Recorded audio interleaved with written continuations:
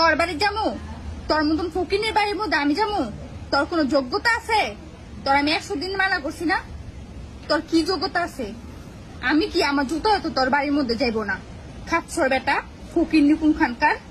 আমি যে কি বুঝে তোর বিয়া করছিলাম একমাত্র আল্লাহ জানে। তখন তো আবেগে প্রশ্ন করে ফেলছিলাম। যদি আগে জানতাম এরকম খাচ্ছর বেটা তুই ফকির নিপুণ খানকার, তোর বাসার মধ্যে আমি জীবন আমি তো ফকিন্নি ওই আমার অবস্থা, কাম করতে করতে টাকা পয়সা নাই, কি করতাম।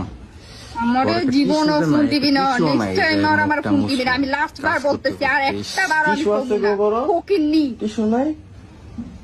তাহলে ঠিক আছে। ইস, এত গরম, ফাঙ্কাও নাই বাড়িতে, টিস্যু মিশু কিচ্ছু নাই বাড়িতে। আম্মু তো আমার সন্ধ্যা ভালোই ব্যথা কাম বাসে করতে না। করতে গো। এই যে আমি পোলাটারে নিয়ে আইসা পড়ছি, একটা দিনও তো একটা ফোন দিয়ে খোঁজ খবর নিলেন অনেক না। ব্যথা। আপনি আমার আসলে একটুও ভালোই বাসেন না।